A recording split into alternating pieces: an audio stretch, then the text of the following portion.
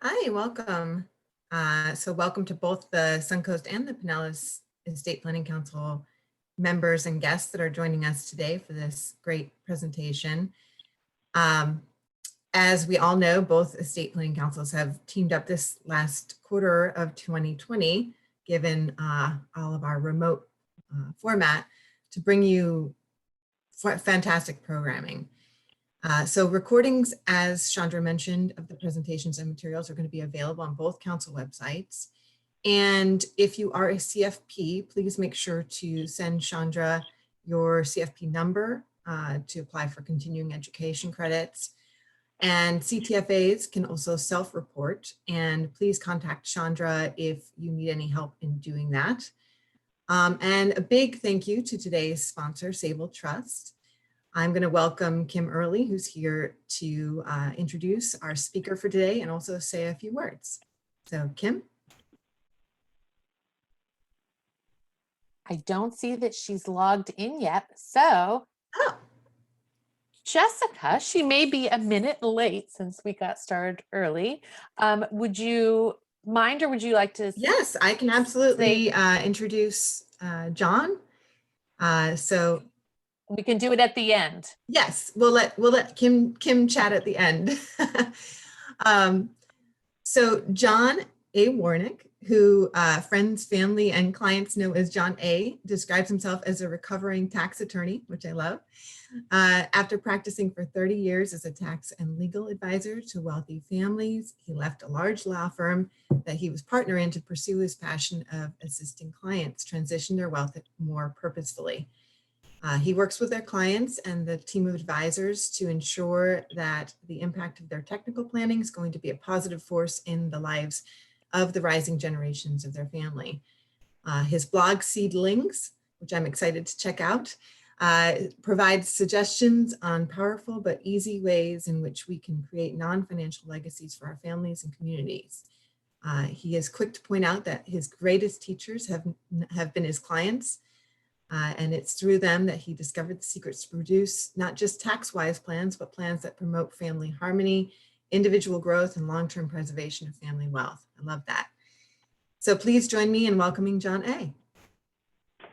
Thank you, Jessica. It's really a great honor to be with you guys today. This is the first estate planning council, or estate planning councils, as I understand the amalgamation of Pinellas and Suncoast, that I've been privileged to speak to in Florida. Florida is my home originally. I grew up in Gainesville. The John A. actually started at a small school up in Gainesville called P.K. Young, which some of you may be aware of. In the kindergarten class, there were 3 Johns, and 2 of us had the same first letter for last name, John Walker, John Warnick. So he became John M. His middle name was Michael, and I became John A., my middle name. I am very reluctant to share what it is, but if anybody kind of Googles or searches, they won't have too much difficulty finding that my middle name was, at the time I was going to school, was a prominent animated cartoon figure who had 2 brothers, Simon and Theodore, so we'll leave it at that.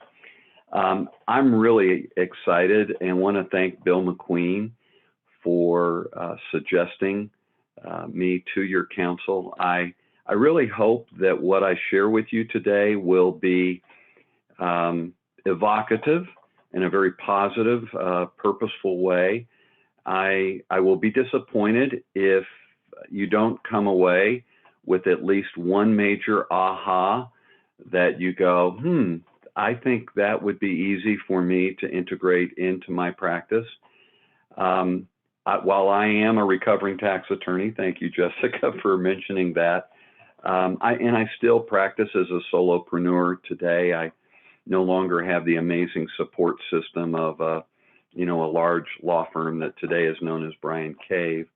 I do want everyone to know, not just the lawyers, that what I'm going to share with you, I don't think is strictly geared or aimed at the attorneys. And so I'm very much a believer in a collaborative, client-centric advisory team, and any member of that team could share any of the suggestions that I will offer today, not just the lawyer, but whether it's the insurance professional, the trustee, the financial planner, whatever your profession is, a philanthropic professional. I think you're going to find something today that will resonate with you. So let's dive into the topic, and I've got to get down here, and there we go. Okay, so let me close that off of my screen. So I'm going to really start. This is a gloomy slide, but it does, we're in right now a post-election frenzy, right? At least I suspect many of the lawyers, some of the other planners on the call are bombarded and overwhelmed right now trying to catch up with clients who may have procrastinated, because I know many of you began talking about the possibility there'd be a major shift in tax policy earlier in the year. But even though there's been uncertainty about the election outcome, it just seemed to me that within a few days, I already had more projects than I really wanted, and I've had at least 2 or 3 clients surface since that Tuesday that are absolutely insistent they've got to get stuff done by the end of the year. So I suspect for those of you who are here today, you may be feeling tremendous pressure right now. And then, this is going to abate come the first of the year, not completely go away. But if there is a major shift in tax policy, moving in a not so friendly, more government friendly than client friendly direction,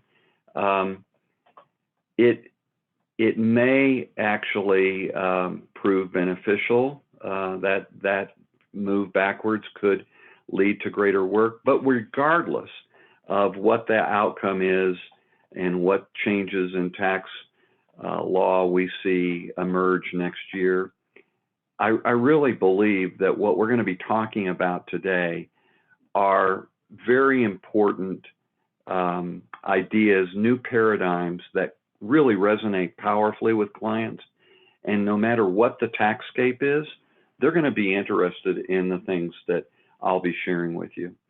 So with that, let's see if I can advance this to the next slide. There we go.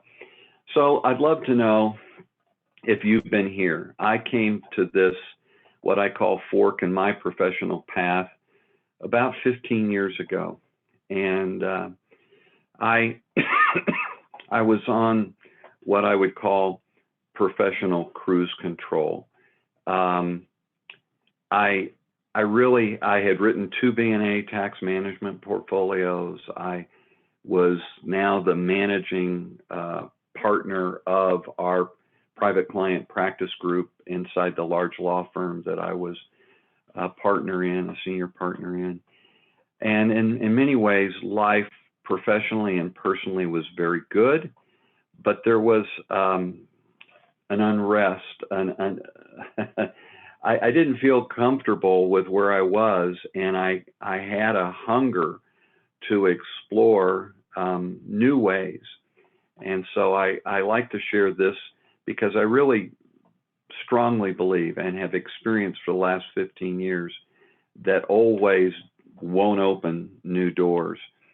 I began to realize that I had been on professional cruise control for quite some time. And I suspect somewhere between my 35th and 40th birthday, I kind of went into professional cruise control, and I might have still been on it had I not had this itch and just a disconcerting, persistent feeling that there was more out there than the technical tax-driven planning that I had become so expert in. So I'm going to wrap this session up and really dive into the new paradigms, but I want to suggest that there's a very positive opportunity, and I would invite you to consider striving to become a master and not just an expert.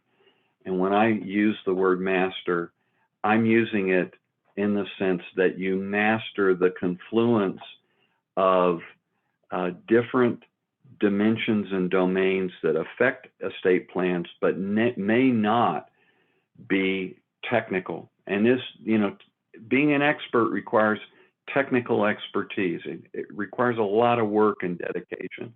Becoming a master requires, in a sense, even more. You have to adopt a beginner's mindset. Open yourself to curiosity and look for opportunities for innovation. It's an invitation to tap into what I call the power of fusion. Fusion is what we call at the Purposeful Planning Institute. And so you may have gathered from what you know and have heard about me. When I did leave the large law firm, not all, but a primary purpose of that leap out the door, a great leap of faith, was to found an institute that would share best practices around what it takes to have a highly successful, not just tax successful, but from an human impact standpoint, successful transition of wealth or family enterprise. And in the early days of the Institute, I came up with a concept that I call fusion. And fusion is what we get when we integrate into that great tax planning that you love doing, best practices from the realms of the behavioral, the relational, the philanthropic, the legacy.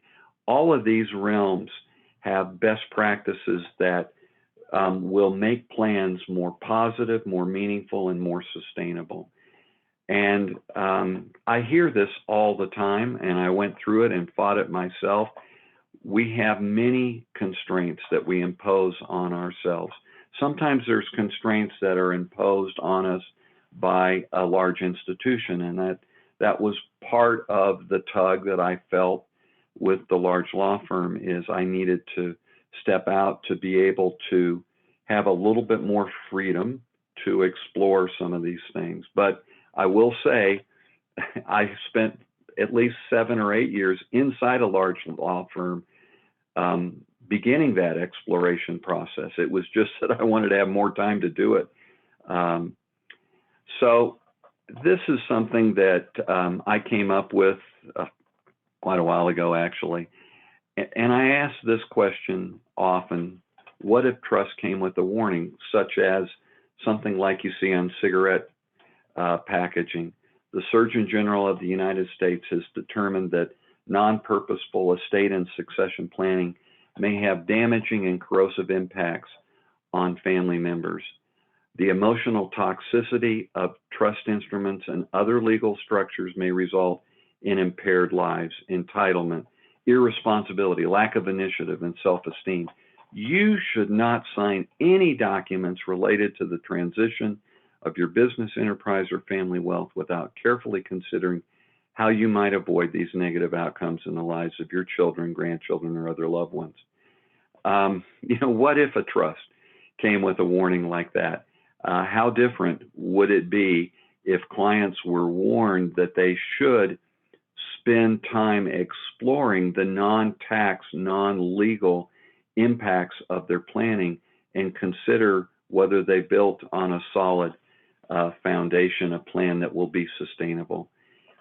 At the same time that I was pioneering the concepts of purposeful planning, I actually came up with 8 or 9 toxicities. I boiled them down here for this slide to just 5, but I believe that these are potential. I'm not going to say that in every case you'll see this, but I think these are the potential toxicities that a wholly efficient, technically precise estate plan leaves open if we aren't paying attention to the human impact: dependency, disengagement, disempowerment, entitlement, and another term that I pioneered, trust narcissism. I suspect you immediately know what I mean when I talk about trust narcissist or trust narcissism. And then there's also the toxicity of it's just about the money or the wealth. There's a loss of connection to the values and the vision of the trust creators. And finally, there's what we're seeing so much of, the family fracturing and the sibling squabbles. So I want to share some research because as a tax attorney, I've always been heavily influenced by empirical data, pay attention to it. This is from, these statistics are drawn from what I think is the largest and the longest from a longitudinal generational standpoint study of the transfer of wealth. This is this data largely is drawn from Williams and Presser, and they basically studied initially 2,500 families over a 30-year period. I think before Roy Williams died, they had managed to increase their database to 3,000, 3,500, something in that range. Pretty large database. And the database, to qualify for their study, you had to have at least, as I recall, $3 or $4 million of investable assets or revenue in a family enterprise. And they studied, failures and successes in transitions. They found that 7 out of 10 of the families in their database had experienced one or more of 6 what they defined as failure events. So there was a 70% failure rate, a 30% success ratio. They then went back through their data and tried to identify what were the most significant contributors to the failures, what separated the successes from the failures. And they found that 60% of the failures were attributable to a breakdown of communication and trust within the families. Only 25%, but still a very significant number, was attributable to lack of preparation, lack of education, lack of training for the heirs and successors. And then the last 15%, there were other factors, tax considerations, legal issues. Advisor malpractice was, I thought, 1% of the failures, but someone recently challenged that and told me that they thought it was 3%. So it's a small number. Most of this can really be tied back to the individual human family dynamics and a failure to really have open communication and to engage in an effort to prepare and train rising generations of the families. So this failure is often described through a proverb that we know in the U.S. as shirt sleeves to shirt sleeves in 3 generations. In other parts of the world, like in Asia, it's known as rice paddy to rice paddy in 3 generations. I have thought about what are the kind of big challenges that confront us if we want to help clients overcome the shirt sleeves to shirt sleeves in 3 generations, if we want to help clients avoid that 70% failure rate. I think the biggest challenge, and you've already heard me talking about it, is that the technical planning ignores the human impacts. The tax tail is wagging the rest of the planning dog. I believe that realizing how prevalent and how powerful the family dynamics are is a starting point for us to begin to understand what are the best practices that might lead to design modification, and in some cases even changes, I would suggest, in the language of the trust or other legal documents themselves. I'm going to pay tribute to James Stillman, who's passed away. I met Jim. He often went by James, actually, in Chicago in about 2005 or 6. We were gathered for a small study group, 20 lawyers that represented significant family enterprises. And we were kind of talking about the future of our field. And in a quiet moment, James Stillman shared that in virtually every engagement he had with a family enterprise or a family of wealth, he found that almost every one of his clients had what he called a designated difficult one, or DDO, as I've come to use the acronym. And it's the black sheep. And sometimes that role of designated difficult one gets passed around. It may rotate, but the measure of success in a plan is how well that plan allows the family to include, put their arms around, make welcome the black sheep, and how ready the family is to acknowledge that sometimes black sheep have really great ideas. They may seem weird, but we may need to pay attention to them. So the second challenge that I think is very common is we tend to be reactive. We treat symptoms rather than root causes. And if we analyze and think about the degree of holistic planning and strategy that family enterprises use with the business enterprise itself, that same degree of holistic planning and strategy really should be brought into the family system itself, but we seldom do that. And I'd encourage you to think about being more proactive and encouraging clients to spend time doing that. And then the third challenge is really, we get into professional ruts. We tend to get on professional cruise control. We will take the path of least resistance, which is the way we've done things in the past, informs and often shapes entirely how we're going to do things today and tomorrow. Maslow is famous for this quote: if you only have a hammer, you tend to see every problem as a nail. And I think that for 25 years of my practice as a tax attorney, I only had a tax hammer, and I tended to see every client's problems as being, tax problems begging for a solution, which I was happy to provide.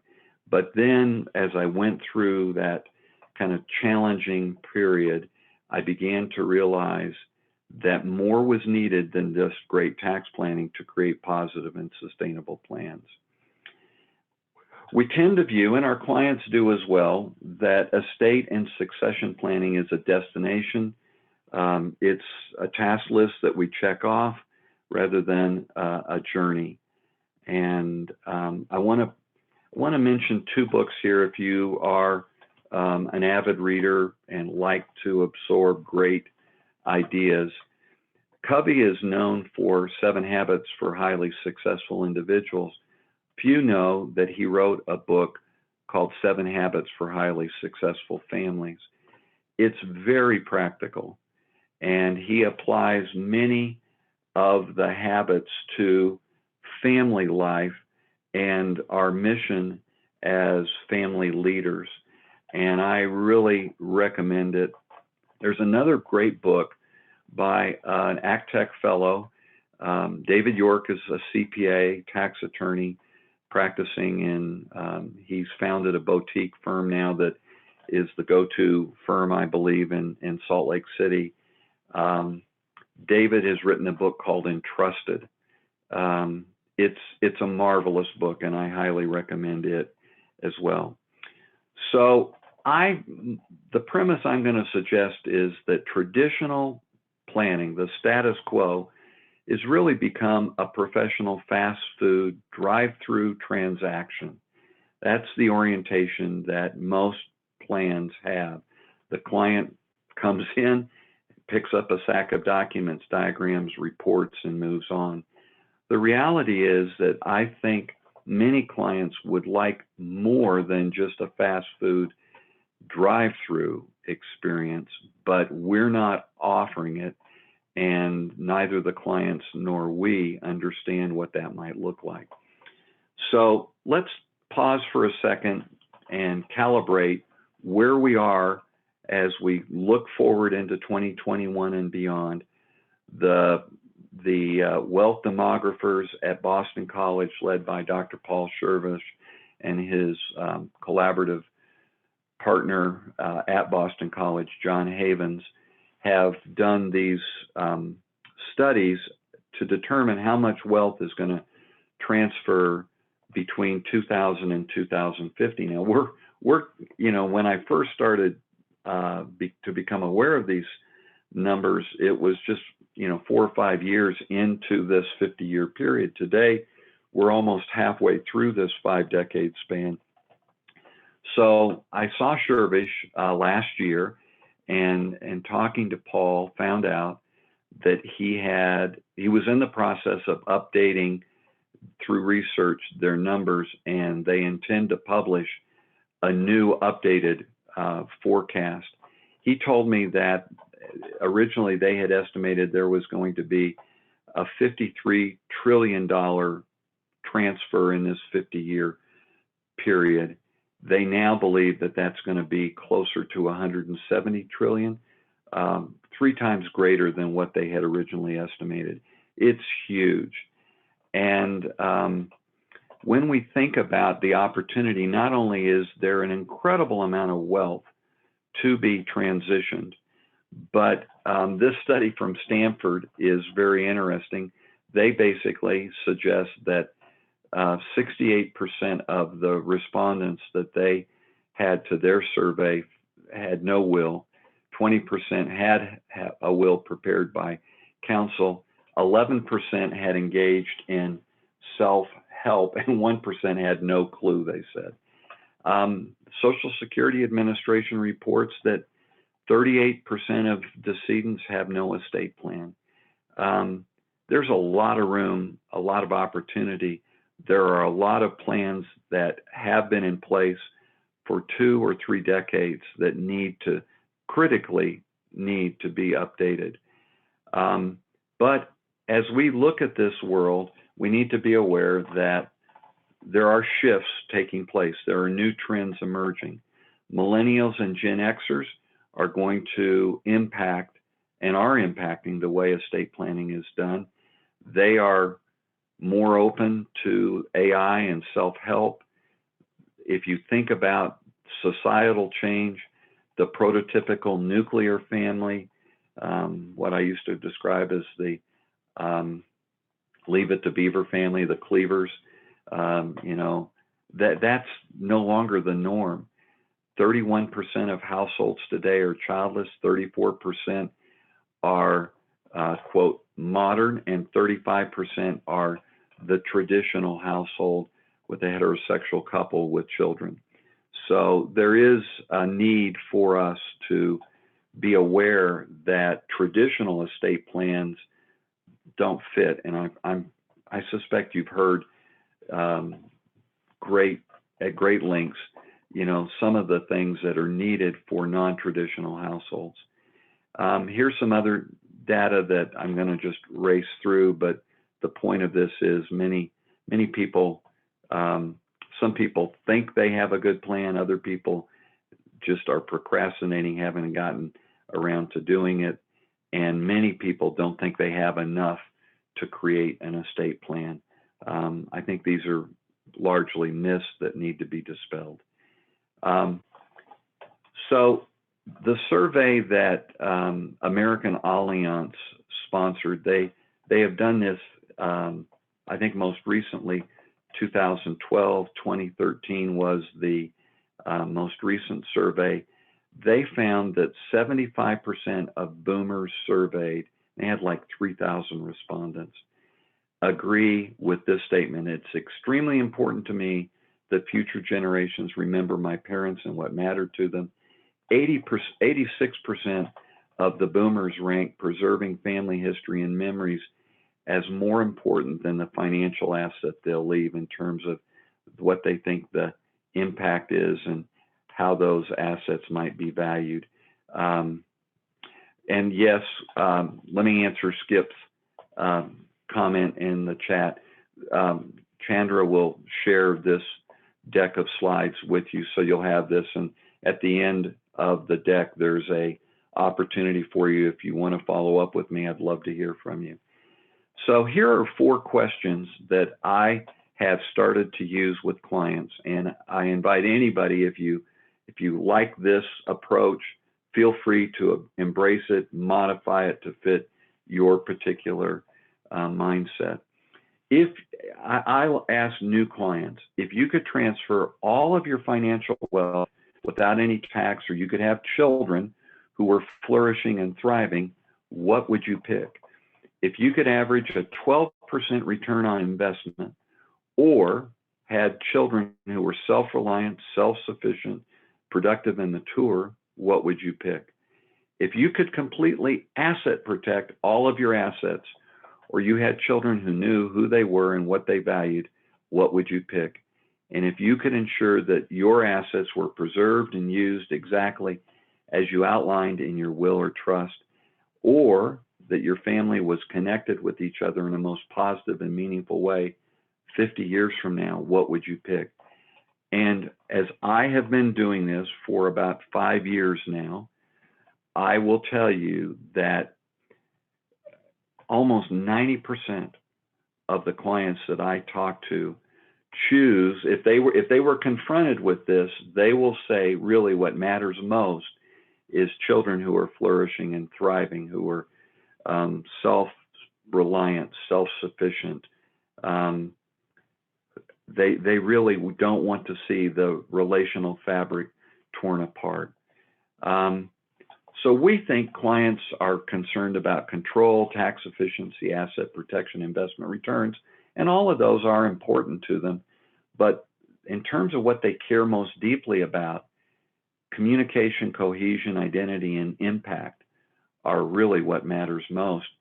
But they aren't sure that we or they have the answers to how to get those things. So if you can become more proficient at helping clients understand what's needed to create family harmony, to prepare their children and grandchildren for the impact of the wealth, if you can help them develop a stronger vision around the impact they want to have with their philanthropic giving, these are skills that aren't readily taught in law school or in the financial planning curriculum.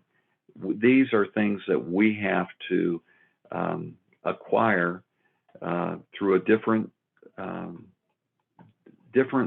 parameters of learning and education. And I would just, this is tooting our horn, but Purposeful Planning Institute, there are approximately 20 deans and fellows besides myself who are preeminent people in different dimensions that contribute to the concepts of fusion. Purposeful Planning Institute is a great way to begin to become more conversant and more comfortable in helping clients with these other desires that are very important to them. So the RBC study that came out 3 years ago, basically, if you summarize that survey, you would say wealth is being transferred non-purposefully at historic rates by procrastinating parents, half of whom have no meaningful plan, and that wealth is headed towards unprepared heirs who have no idea what's coming or what to do with their parents' wealth. And sadly, the technical professions, the attorneys, CPAs, CLUs, financial advisors, are doing little to nothing about it. I don't lump the plan giving professionals in there. I think they actually are ahead of us in terms of their awareness around the importance of purposeful planning or holistic planning. So purposeful planning, just to sum up, is a huge and vitally important missed opportunity. Chandra, if you wouldn't mind, could you give me in the chat box give me a warning when we get to 10 till the top of the hour? So what is purposeful planning exactly? Well, purposeful planning really begins with the client's whys. It's centered around our client, their family, not just focused on the assets, the balance sheet, the taxes. A purposeful plan is the client's plan, not the lawyer's plan. Purposeful plans have a heart and soul. If you rip the first and last page off a purposeful plan, our client's family would always know it was their plan and that it was a gift of love created by the parent or grandparent with the children in mind. Thank you, Chandra, for the heads up on where we're at on time. So what does purposeful planning encompass? Well, it basically, as I said earlier, it draws on best practices from the relational, legacy, philanthropic domains. Purposeful plans are tailored to the needs of the client's family. They reflect the client's most deeply felt hopes and dreams, as well as their vision and values. They often will include what we call purposeful legacies, plus family mission statements, individual and family philanthropy vision statements. Purposeful plans almost always have an element of education, training, and empowerment for the family's rising generations. We use family banks, we use opportunity grants, we use other experiential learning that is supported through the overall technical plan and can be integrated into the technical plan. So there's just a lot of, helping clients establish a pattern, a habit of fun and meaningful family meetings, exploring the shared values of a family. All of these things can be tremendously meaningful to the senior generation client, and will be very important in terms of the development, the maturation, and the emergence of the rising generations of the family. All right, so I keep there. There we go. Okay. So you may ask, well, is purposeful planning only for the richest of clients? And I would tell you that I've had a few very purposeful clients who had less than $1 million estate, but they really wanted to create something more than just the legal and financial plan that would result in an inheritance. They were interested in more than money, what they could transfer in the way of values or family culture, family heritage. But it's not all families can afford a full Monty purposeful plan, but the most important insight is purposeful plans are scalable. There are easy ways to adapt them to the level of a client's wealth, as well as to adapt to the kind of energy and commitment level that a client has. So don't feel that there's a one size, one fit for every client. This is scalable, it's flexible, and there's so many different ways in which you can help clients create a purposeful plan, whether it's just heavily purposeful or mildly purposeful is better than no purpose at all. So summing up, purposeful legacies work for both the 99% and the 1%. They actually work well for the childless, traditional and modern families. If clients have children or grandchildren, we have created at the Purposeful Planning Institute some very simple exercises to help create priceless legacies. We also have a lot of tools that help create do a better job of designing the trust or the will. Clients with no children have dreams and hopes. Their legacy may be directed towards siblings, nieces and nephews, best friends, or community, but there's an opportunity even with the childless client to create something purposeful. So I'm going to dive into, we talked a little bit about fusion. Here's another paradigm that we stress at the Purposeful Planning Institute. The formula is H plus T equals R. The human plus the technical produces the final outcome or results. And if either H or T is negative, the outcome will likely be negative. So succession usually just happens, but purposeful plans are very meaningful, deliberate transition. The implementation of a purposeful plan is much more than just retitling and annual gifting. Purposeful plans are a way to pass more than money to children, grandchildren, the causes we care deeply about.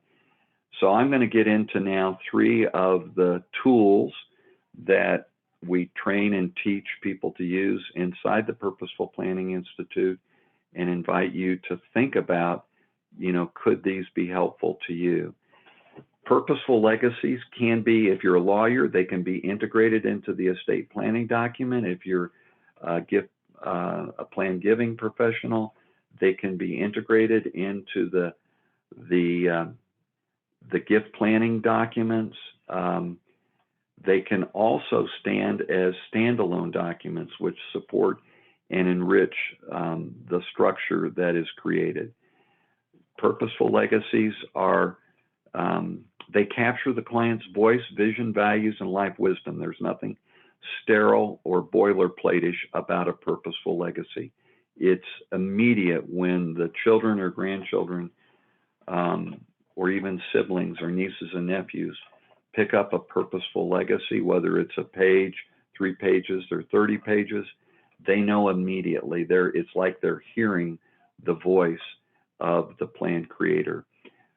These plans are expressed as heartfelt, positive, and encouraging, and they're generally the gift everyone treasures most. I have had the privilege of working with a granddaughter of one of the most successful entrepreneurs of the 20th century. This family's wealth is up there in the stratosphere. They would be certainly in the top 10 of wealthiest families. But I've had the privilege of working with this granddaughter who's in her mid-30s. And she told me several months ago that a handwritten letter from her grandmother expressing the grandmother's hopes and dreams for what she would become and what she would do with the financial legacy she was about to be entrusted with. That letter means more than the X number of trusts that, are the structures. That letter is what counts most. So whether there's it's the mass affluent or whether it's the uber wealthy, these purposeful legacies are incredibly powerful and meaningful. There's 3 different types of purposeful legacies that we can offer to clients. There's the guidance and guidelights, tributes and affirmations, reflection and memories. And I've chosen one exercise from each of these categories that I am going to kind of dive in and show you in the time we have left. So guidance and guidelights are basically, they're reflections of our life wisdom and experiences encrusted with expressions of our love, appreciation, and our faith in the goodness and the potential of our posterity. They are indeed the only riches they cannot squander. Within this kind of category of guidance and guidelights are things that you may often hear referred to as letters of wishes, ethical wills. The guidance is what I say is directed to the trustees, PRs, and potentially to beneficiaries even. But guidelights are intended for our loved ones and don't have to have any connection to the financial assets or legal documents. So we have different types of purposeful legacy exercises that reach into each of these areas. Here's a couple, just to give you some ideas of some of the exercises. The gift of wisdom, what I've learned from my own experiences and from the very influential persons in my life. Angels and heroes. This is a simple exercise that everyone listening today ought to complete for your own personal satisfaction and enjoyment. It's just a wonderful trip through your memories to harvest who have been those individuals that have inspired you, who's through their kindness, love, encouragement have had a meaningful push or touch in your life. And then letters of wishes, we have several different modules of what we call ATM versus purposeful distributions. We have one geared simply towards hymns. We have another one that is geared towards what we call hymns expansive, and yet another that is appropriate if the drafting is calling for a best interest or general welfare, happiness, comfort standard.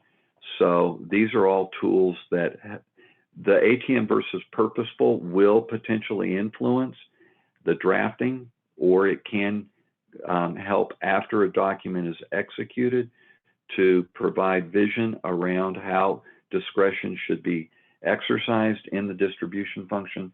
Gift of Wisdom's Angel and Heroes exercises are really completely standalone. I'll let you, when you get the slides, get through. These are some of the areas that the Gift of Wisdom explores. And then in terms of guidance, we have the Guardian's Roadmap and the Parenting Bucket List for if you have clients that have minor children. These are two absolutely phenomenal exercises that we've been experimenting with at the Purposeful Planning Institute, finding great success in using those with clients. Thank you, Chandra, for that warning. And if you would, give me another one at the 5-minute mark. We're almost there, I know. So let's see if I can get back to cursor and move forward here. The Guardian Roadmap is really providing instructions for a permanent babysitter. The Parenting Bucket List, there's Morgan Freeman.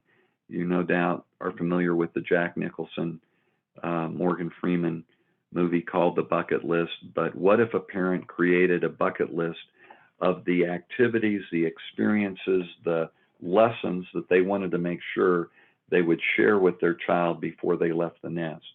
That could be invaluable to a parent in just their own function as parent. But how immensely valuable can that be to a guardian if tragically the parent should die and the child is orphaned? Tributes and affirmations. I love this quote from Matthew Jacobson: behind every child who believes in himself or herself is a parent who believed first. And I think one of the things that we fail to do, don't do often enough, is to provide positive feedback, encouragement, moral support to the children. So we have two tribute and affirmation exercises that I really enjoy. I won the child lottery. There's also I won the grandchild sweepstakes. And then Oh, the Places You'll Go, in tribute to Dr. Seuss. These are just, don't have time to dive in deeply. And then the final category is memories and reflections. When an old person dies, it's like a great library burning, Alex Haley wrote in Roots. And these memories are precious. And sadly, when my father died, all of the memories and observations of his life experience were gone. Now, I worked for 5 years. I was coming to Florida once a month between like 2012 and 2017 when Dad passed away. And in those trips, I tried to gather as much as I could. Despite that concerted effort, there are so many things that now, in hindsight, if I just had another year or two, I would have been able to ask even more. questions. So I'm grateful for what we have. It's certainly rich and abundant, and it's a blessing to me and to my children, and eventually someday to his great-grandchildren. But I just wish I had more. And it's just true that few of us really make a conscientious effort to record or preserve our life stories. Within this category are personal diaries, gratitude journals, written and recorded memories, life and family histories. All of those are just fabulous. But we have created a couple of tools. Oh, let me just share this in case you're not aware of it. The American Medical Association, in their journal, this is 7 or 8 years ago, published a study that shows that reflecting and recording personal memories, life experiences, has 5 benefits. Keeps your mind sharp, promotes gratitude for what you have, provides motivation for the future, generates satisfaction as you catalog your achievements, and can be a catharsis. So here are some of the exercises that we have. Memories of the day you were born, or for the adopted child, memories of the day you joined our family. On the road again, memories of the trips we've taken together. Thank you for the memories, reflections on the honors it's been to be your parent or grandparent. Typically, one of these exercises has about 10 questions. These exercises can be just given to the client, and you encourage them to complete them on their own, or you can help guide them and kind of facilitate their doing it. I have a lot of lawyers within the Purposeful Planning Institute, and other planners are using paraprofessionals to do this work with clients. Well, I'm going to wrap up with a story from George Washington. Washington, as you know, probably know, had no blood descendants. He had 2 stepchildren and 2 step-grandchildren. His closest relatives, blood kin, were 5 nephews. And within the 30-page handwritten will, which was completed about 6 months before his tragic death, tragic in the sense that, you know, he died at an advanced age for his time, but today we would say he died at least 12 years before his normal life expectancy, and maybe 30 years before what we're seeing many clients live to be. And he died in a situation that could have been easily avoided with modern medicine.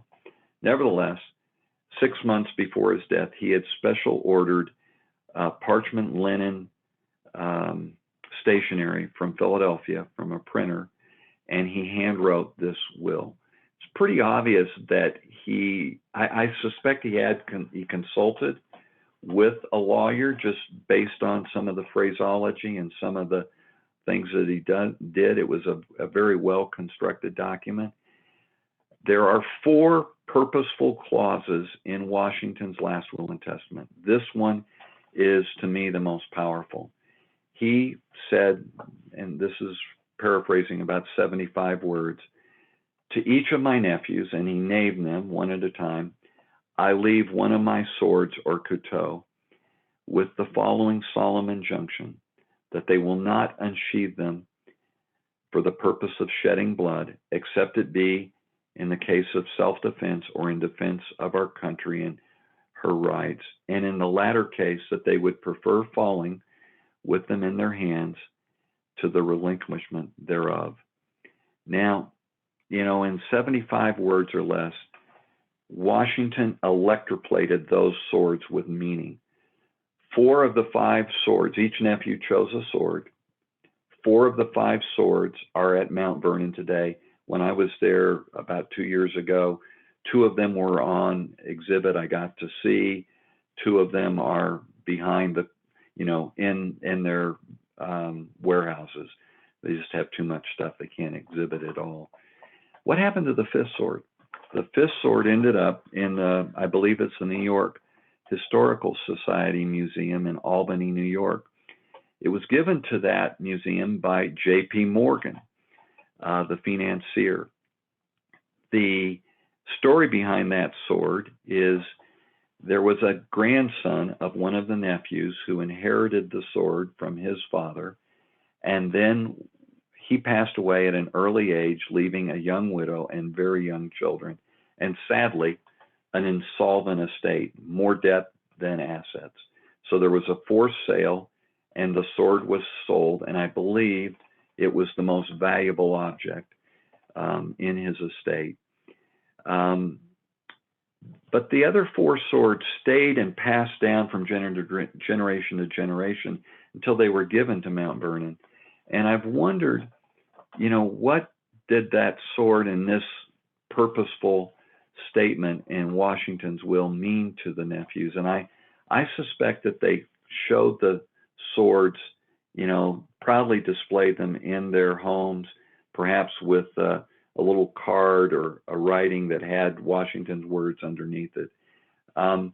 In these 75 words, he captured the values of patriotism, loyalty, that he had lived, and they were felt and honored by the future generations in his family.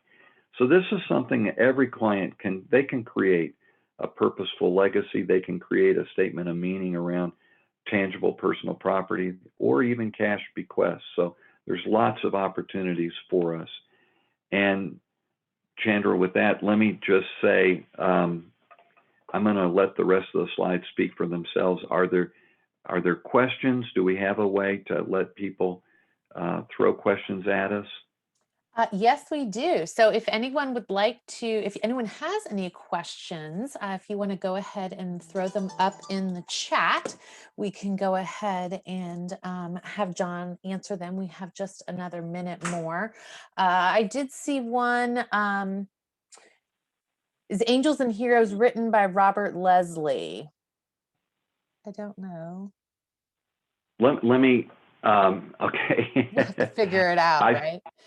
I see a comment from Jerry, and yes, Jerry, the purposeful legacy, the ethical will is definitely, in my view, one of the principal elements of a purposeful legacy.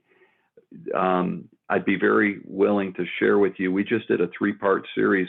It concluded on Tuesday with a rabbi in Israel who is one of the modern day scholars in understanding the history of the Jewish ethical will, both in America, throughout the world, and in Israel today. And be happy to share that program with you if you'd like to. And it looks like, if I understand you, you've written a book, My Everything File, and thank you, Jerry, for the encouragement you're giving to clients to include that in their everything file. Chandra, are there other? I have not seen any others, so it looks like you've probably. Well, let me respond to, I see Skip question here about Angels and Heroes. Angels and Heroes is actually just the name that I've given to this exercise. The real source of inspiration to me for that is a gentleman over in Harmony, Florida, Scott Farnsworth, who some of you may have heard speak. Scott is the original initiator that I'm aware of the exercise Angels and Heroes. I've adapted it, expanded it. I'd be happy to share that with anybody, and I'll just throw that out. Any of these exercises that I mentioned today, if you're interested in acquiring them, just email me and I'll try to make sure we get that exercise to you. Thank you, Chandra, for this. It's been wonderful. Thank you so much. It took me a minute to unmute myself. And with that, Mr. McQueen, would you like to come on in? Hey, welcome. Hi, John A. Hey, Thank you Bill. very much for presenting today. And I have no doubt that there were a number of aha moments that our attendees today got out of the presentation. And for those that are here still with us today, I strongly encourage you to go check out the Purposeful Planning Institute website. I personally joined the Purposeful Planning Institute just last year, and the value that you get for the very small membership fee to be a part of that, and the amount of education, it's tremendous. So I would encourage everybody to look into that. I'd like to thank again Sable Trust, who is our sponsor today, and advise all the attendees that next month each of our councils will be holding meetings. Check out our website for details. You'll get also be getting email information about that. Also, the Pinellas Council is holding a social later on this month of December called Biz Buzz Bingo on Thursday, December the 17th at 8:30 a.m. So if you'd like to participate in that and have some virtual socializing, please attend. And for everybody, we say this is our final meeting for the 2020 year. So we'll look forward to seeing everybody on the other side in 2021, hopefully, and sometime during next year, hopefully we'll be meeting again in person. And so everybody stay healthy and well, have a wonderful holiday season, and we'll see you next year. So thank you.